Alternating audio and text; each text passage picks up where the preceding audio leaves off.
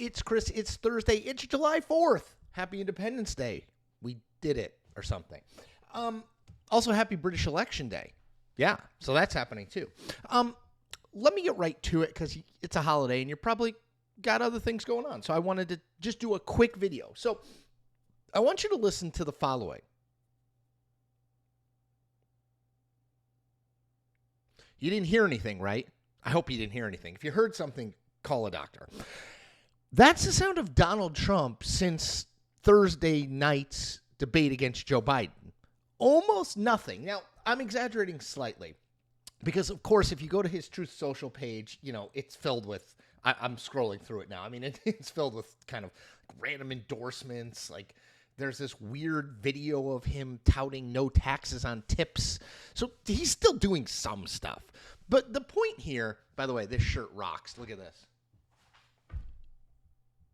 Legalize marinara. My mom got me this. Anyway, Donald Trump struggles to stay out of the public eye, right? He's drawn to it like a moth to a flame. It's what drives him. It's why he wanted to be president, right? He desperately wants to be the center of attention.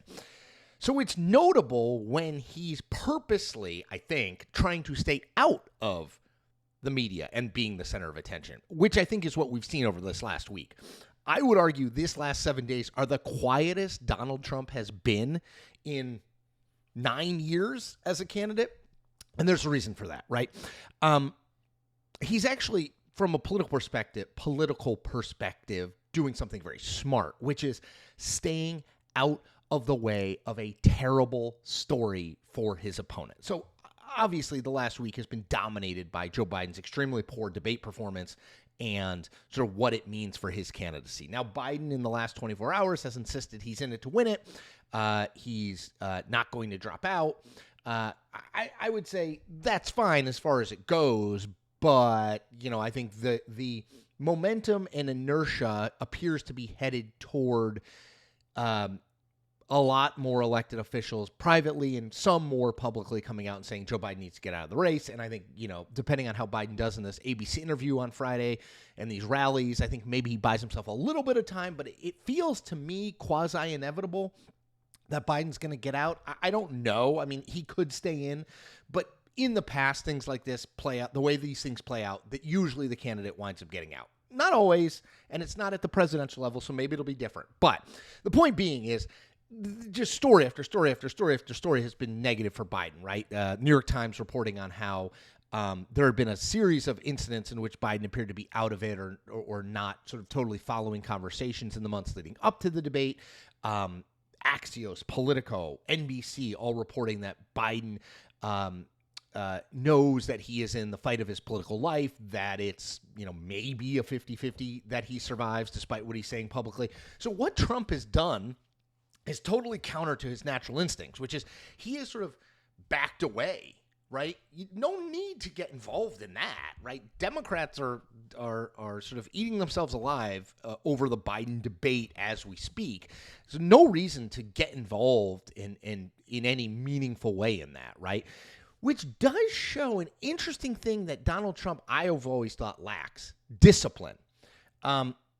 I do think this 2024 campaign by Trump is the best one he's run, in that he has two real serious people at the top of it, Chris LaCivita and Susie Wiles, both of whom are political pros, not always Trump people, but Trump people now.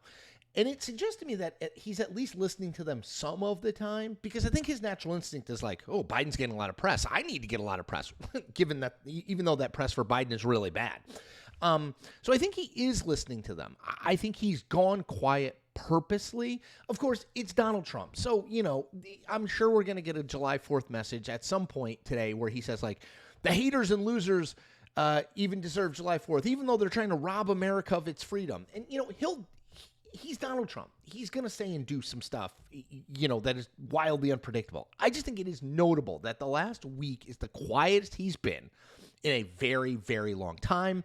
I think that's strategic, and I actually think it's smart to stay out of the story. All right, that's all I got. I hope you have a great 4th. I hope you get to spend time with your family. I hope you get to eat hot dogs, set off a firework or two. I'm going to go play golf with my family, and then we may go to a movie. I don't know. We'll see how it plays out. But I hope you enjoy the day. Thank you, as always, for your support of me and what I'm building here. And as always, I ask you, subscribe to the channel if you haven't. Like this video, comment on this video, and tell 5 friends about this channel. All right, take care. Have a great holiday.